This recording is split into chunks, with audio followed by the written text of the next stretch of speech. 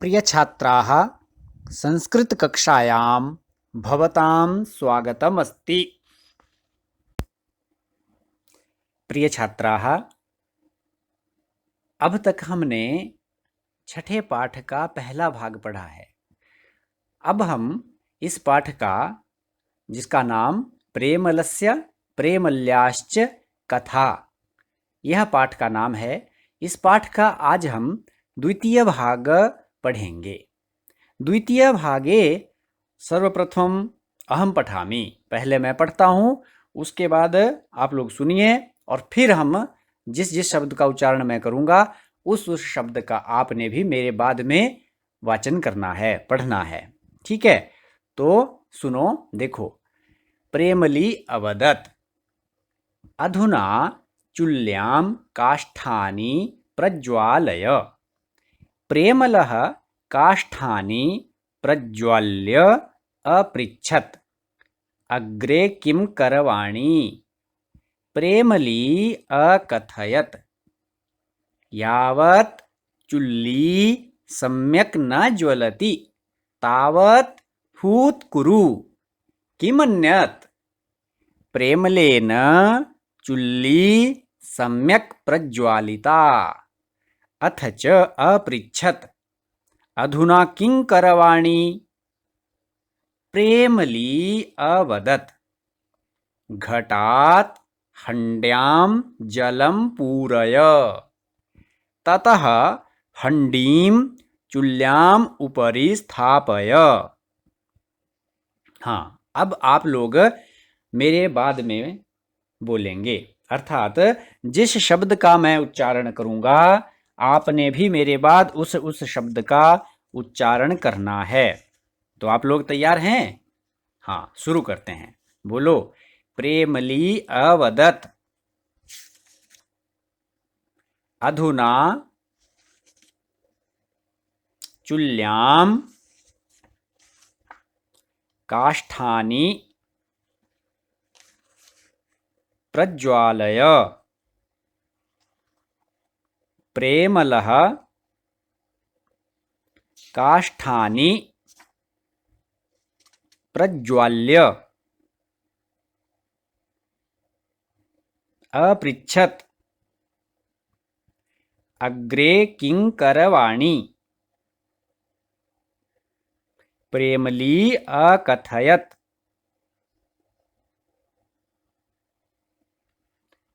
यावत् चुल्ली सम्यक् न ज्वलति तावत् हूत्कुरु। किमन्यत्? प्रेमलेन चुल्ली सम्यक् प्रज्वालिता। अथ च अपृच्छत्, अधुना किं करवाणि?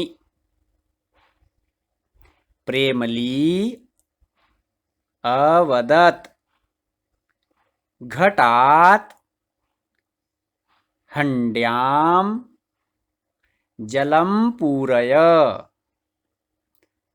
ततः हंडीं चुल्ल्याम् उपरि स्थापय। स्थापय। हाँ, अब देखें आगे हम इस पाठ में, इस गद्य भाग में जो थोड़े से कठिन शब्द हैं उनको देखेंगे। ठीक है, तो आइए कठिन शब्दों को देख लें। प्यारे बच्चों, अभी हमने जो ये पाठ पढ़ा है, अब हम इस पाठ में, इस भाग में जो कुछ थोड़े से कठिन शब्द हैं, तान कठिन शब्दान पश्यामः, शब्दार्थों को देख लेते हैं। यथा अधुना, अधुना का मतलब है अब।